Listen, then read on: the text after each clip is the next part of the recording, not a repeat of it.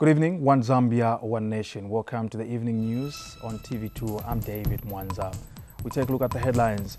The Constitutional Court has again adjourned the petition case in which UPND leader Hakainde Hichilema has disputed the re-election of President-elect Edgar Lungu.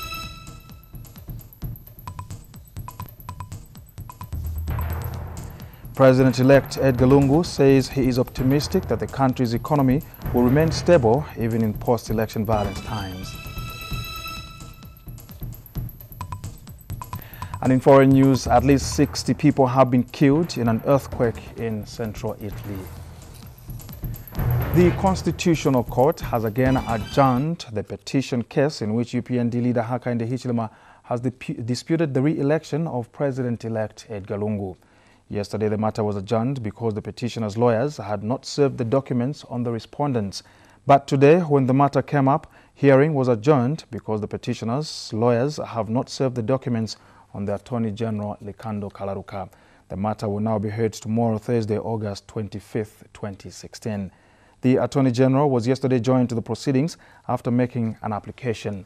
In his application, Mr. Kalaruka has argued that it is necessary to be joined to the matter because Mr. Hichilema raised allegations against state institutions like the public media, the Zambia Police and Zambia Air Force. In this matter, the respondents are being represented by Eric Silwamba, Sakweba Sikota, Luwinda Linyama, Joseph Jalasi and Bonaventure Mtale, among other lawyers. The petitioners are being represented by Martha Mushipe, Keith Mwemba and Gilbert Piri, among others. Meanwhile, President Edgar Lungu has asked the Constitutional Court to dismiss the 2016 presidential electoral petition. This is in a matter where President Lungu and Vice President-elect Inonge Wina are defending the victory declaration of the August 11 presidential election. In this matter, President Lungu, together with the Electoral Commission of Zambia, ECZ, and Attorney General Likando Kalaruka are respondents. The respondents have contended that the petition must be struck out on grounds of irregularity and want of jurisdiction. They have contended that the petition is scandalous and may prejudice, embarrass, or delay the fair trial of the matter because the petitioners have invoked two distinct, conflicting, and mutually exclusive articles 101 and 103 of the amended Constitution. The respondents have contended that any reference to Article 103 must be struck out. This is according to the notice of motion to strike out portions of the 2016 presidential electoral petition filed in the Constitutional Court before Justice Annie Sitali. The respondents have also contended that the petitioner's pleading is global and cast in general terms, rendering it scandalous, frivolous, and vexatious. They have argued that such a status quo may delay the fair trial of the matter. The respondents have also contended that the petition does not comply with the provisions of Order 14, Rule 1, Sub-Rule 2C of the Constitution. The petitioners, United Party for National Development UPND President Hakainde Hichilema and Party Vice President for Administration Geoffrey Mamba, who was his running mate during the general election, filed the petition last Friday. They want the Constitutional Court to nullify the election of President-elect Edgar Lungu and Vice President-elect Inonge Wina, who was his running mate. They have alleged that President-elect Edgar Lungu did not amass the 50+1 electoral threshold for the winning presidential candidate. The petitioners have also advanced allegations of irregularities in the electoral process during the August 11, 2016 general election. In another development, President-elect Edgar Lungu says he is optimistic that the country's economy will remain stable even in post-election violence times. President Lungu is also happy that the post-election violence is steadily being contained in the affected areas. He said it is unfortunate that some opposition leaders are fueling confusion in the country, which he says has potential to slow down economic growth. The head of state was speaking today in Lusaka prior to departure from Fue in the Eastern Province, where he has gone on a working holiday. And President Lungu has explained that he has undertaken the trip to reflect on various issues beneficial to the running of government. The president says he wants to reflect on various national issues, including post-election security situation and formulation of cabinet, among other things. Meanwhile, President Lungu says he will only meet UPND leader Hakainde Hichilema when he presents his agenda.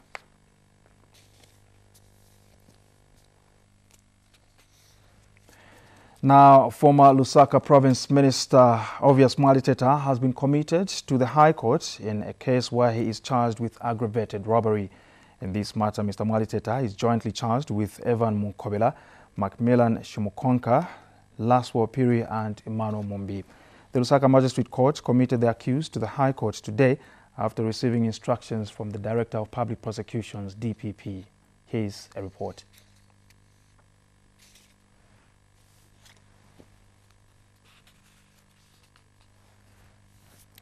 Well, apologies for lack of a clip over there. In other news, the number of people escaping from violence in the southern province and seeking refuge in Lusaka has increased. Lusaka District Commissioner Davis Mlenga has confirmed that the number has increased from 18 yesterday to 35 today. Captain Mlenga has explained that 2 more families consisting 17 people arrived today at his office from Sinazongwe District. He has added that the affected families will be shifted to a safer place here in Lusaka under the Disaster Management and Mitigation Unit, DMMU. Meanwhile, St. Ignatius priest Father Charles Chilinda has urged Zambians to stop acts of violence. The two were speaking in separate interviews in Lusaka today. This is the latest family seeking refuge at the office of the Lusaka District Commissioner's Office. This is a family of 2 that has become the latest to be displaced from Sinazongwe. They are escapist victims of violence in the southern province. Earlier, the number of these victims at the Lusaka DC's office was 18. Now it is 35, and they have a story to tell. Dish bari ona ula pamulu TV bari ma TV bari sampe filimba bari sampe fya foto wale chatonse bari sampa malafta na majinga ama matres maya ndempoto bari sampa so tatuikele bwino mwandini tatuikele bwino to apapa temo butweko to afweni refu mapofe pali apa shop bambu kutobala ma nakunganda yaba baneso aba refu to abutuke to akunganda kumwandi eko to ile ikala pamupele. Meanwhile, here in Lusaka, the District Commissioner, Captain Davis Mulenga, is working with the DMMU to look into safety of these people. Yesterday we received about 3 families, which consisted about 18 individuals. So today, this morning, we have additionally received 2 more families who have come from Sinazongwe. The yesterday families came from Namwala. We will still go before him and kneel and request that he provides accommodation for these people in the meantime as we explore the possibility of either repatriating them back to where they've come from or taking them back to their province of origin, which is Luapula. And Father Charles Chilinda has described these incidences of internal displacement as sad. We have 18 as of last night whom we have put up, but we have put them up at a safe place, one of the church properties in Answorth. That's where we have put them. And yesterday, together with disaster management, we made the place habitable for them. One thing for sure about these people is that they will have to start a new life. These 2 families are now in the custody of the Disaster Management and Mitigation Unit as government looks at means of repatriating them. Kawembe Kasabula, TV2 News in Lusaka. Meanwhile, 5 political parties in Namwala Southern Province have resolved to work with traditional leaders to promote peace and unity. The parties have met under the auspices of the District Political Parties Liaison Committee in a meeting chaired by the District Electoral Officer Henry Chawa, who is the District Council Secretary. The 5 parties, namely the PF, UPND, Rainbow, MMD and the FDD, have further resolved to have radio programs to promote unity in the local communities. And Chief Mungaila has distanced himself from the UPND cadres who have been causing violence in some parts of his chiefdom. Speaking to Zanis in an interview through his representative Mbeza Shingwere, Chief Mungaila is appealing for peace in the district. He has, however, stated that the situation has now normalized and he hopes this will continue. We'll now take our first break. When we return, government will next week start the distribution of seed to farmers, plus other stories coming up after this break. We continue with the news. Prices for small livestock in Lusaka have normalized. A check at the livestock market in Chibolia compound found village chicken being sold at between 60 and 70 kwacha, while goats are being sold at between 300 and 400 kwacha. Pigs are being sold at between 600 and 700 kwacha. Earlier last week, the prices had gone up threefold. Lufola Ngoani gives us more in this report. The supply of livestock at this market in Lusaka's Chibolia compound has normalized. Several farmers have come from various provinces to supply livestock here. Goats are being sold at between 300 to 400 kwacha. Pigs are selling at between 400 and 700, while village chicken is selling at between 50 and 70 kwacha respectively. Trust Chashe is a vice chairman for the Small Livestock Association of Zambia. He says after numerous attempts to assure the farmers that Lusaka is violent-free, results are finally being yielded. Exactly, we have been communicating to farmers. We have even been sending our members to all provinces where we are getting our livestock from, especially from Western Province, Southern Province, and part of Central Province. We are sending our representatives to go and send the message that there is peace in Lusaka. So farmers are very free to come to Lusaka to come and do their business. The farmers too are happy that Lusaka is violent-free, contrary to rumors circulating in the provinces. But bills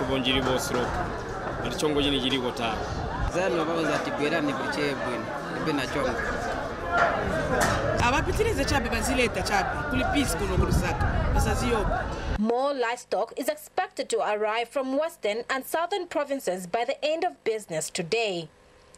Lufola Nkowani, TV2 News in Lusaka. Meanwhile, livestock traders in Southern Province and Livingstone have not increased prices for goats, pigs and chickens despite the reduced supplies from farmers. One of the traders, Teddy Matinguluka, has told ZNBC News that traders have maintained the price despite the drop in demand for the livestock. Mr. Matinguluka says farmers have stopped supplying livestock to markets because of the unpredictable political environment following cases of disturbances in some cases in Southern Province. Another trader, Bosta Muyoni, says many traders are facing challenges to meet their orders because the farmers are no longer supplying the livestock. The Ministry of Agriculture will next week start the distribution of seed to farmers under the Farmer Input Support Program, FISIP, for the 2016-2017 farming season. Agriculture Permanent Secretary Julius Shawer says government is finalizing modalities with various stakeholders to start the distribution exercise. Mr. Shawer says the ministry has targeted to complete the distribution of farming inputs to small-scale farmers by the end of September this year. Meanwhile, Mr. Shawer has announced that the Food Reserve Agency, FRA, has paid out 43 million kwacha to farmers for the supply of maize in the current crop marketing exercise. He said the balance will be paid out before the end of this year. And Mr. Shawer has disclosed that the Nitrogen Chemicals of Zambia, NCZ, has so far produced 53% of decompound fertilizer for the 2016-2017 farming season. First Lady Esther Lungu has cautioned young people to refuse being used as tools of disturbances and political anarchy in the country. Mrs. Lungu was speaking today in Lusaka during the send-off of 200 Zambians who have been awarded scholarships by the government of China to study in that country.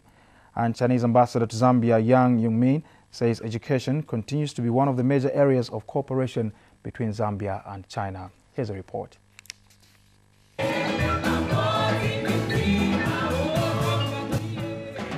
A song to solidify a relationship between two countries.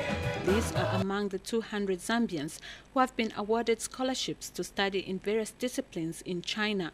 26 of them have been given scholarships to study music and dance through the Esther Lungu Foundation.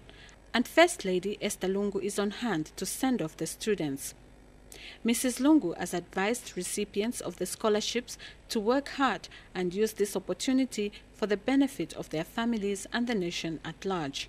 My earnest appeal to you is that please do not lose focus of what you are going to China for. Your government, the government of Zambia, the government of China, and your parents and guardians expect only the best from you, and it is my sincere hope that you will not disappoint any of us. She has also taken time to caution young people to desist from being used as tools of disturbance and political mayhem. Mrs. Lungu says young people should treasure the One Zambia, One Nation motto and say no to violence. We refuse that our youth in the country be used as weapons of disturbance and political instability. Our youth need the right messages of peace to build on their future as leaders. They need the right education to grow the economy of this country. And Chinese ambassador to Zambia, Yang Yumin, says education continues to be one of the major areas of cooperation between Zambia and China. China will offer African students 2,000 education slots with degrees or diplomas and 30,000 government scholarships, as well as to train 200,000 technicians for African countries and provide Africa with 40,000 training opportunities in China. And Higher Education Permanent Secretary Owen Mugemezulu has noted that the socio-economic development of Zambia cannot be divorced from education. The Zambian government expects you to return at the end of your studies with a wealth of life-changing experiences that will impact our country enormously. One of the students, Lukwesa Kanyembo, says the scholarship to study medicine in China is a dream come true. And finally this year I was accepted, and it feels like it's a very big achievement for my life. Yeah. There is no doubt that with hard work, the 200 Zambians who are off to China will better their lives and that of their families through education. Ruth Kamwe, TV2 News in Lusaka. A woman and her 1 year, 5 months old baby have drowned in Luena River in Kauma, Western Province. Kutemba Kasanga, age 24, of Tower Compound in Mangango area, met her death yesterday while fishing with her baby on her back. Western Province Police Commissioner Charles Lungu has confirmed this to Zanis in an interview. Mr. Lungu said the woman is suspected to have developed an epileptic disease and she fell into the river. He has explained that the bodies have been retrieved. In Luwengu, a magistrate court has committed a 66-year-old man to High Court on charges of defiling an imbecile. Magistrate Davis Mfukwe committed Peter Mwila of Katambala area when he appeared in his court. It is alleged that on May 16, 2016, the suspect was caught having carnal knowledge of the imbecile in a nearby bush. The mother of the victim testified before the court that she found Mwila in the act and that after hearing the daughter crying in the bush, she added that she called other villagers who quickly rushed to the scene where they found Mwila having sexual intercourse with the girl. We take yet our next break, and when we return, we've got international news and sports news. Stay with us. And now to international news. At least 60 people have been killed in an earthquake in central Italy. Italian media say the magnitude 6.2 quake hit at 0336, which is 0136 GMT, 100 kilometers northeast of Rome. Many of the dead were in Accumoli, close to the epicenter, and a short distance away from Amatrice, where 3/4 of the houses were destroyed. Many people are still believed buried under the rubble, and the death toll is expected to rise. Prime Minister Matteo Renzi paid tribute to the volunteers and civil defense officials who had rushed to the scene in the middle of the night and used their bare hands to dig for survivors. In sports news, Zesco United have drawn 1-0 with Wydad Casablanca of Morocco in the last Group A game in the CAF Champions League. This was in a game played at Levi Mwanawasa Stadium in Ndola on the Kobe Belt this afternoon. Zesco United scored first in the first half, while Wydad Casablanca equalized in the second half. Zesco, who had already qualified to the knockout semi-final stage, now have 9 points, while Wydad have 11 points. And now to end the news, we take a look at the headlines once again. The Constitutional Court has again adjourned petition case in which UPND leader Hakainde Hichilema has disputed the re-election of President-elect Edgar Lungu. Yesterday, the matter was adjourned because the petitioner's lawyers had not served the documents on the respondents.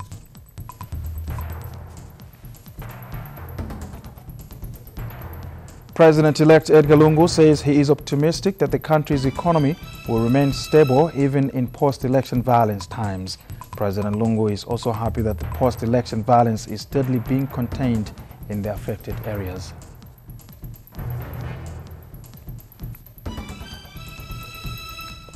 And in foreign news, at least 60 people have been killed in an earthquake in central Italy.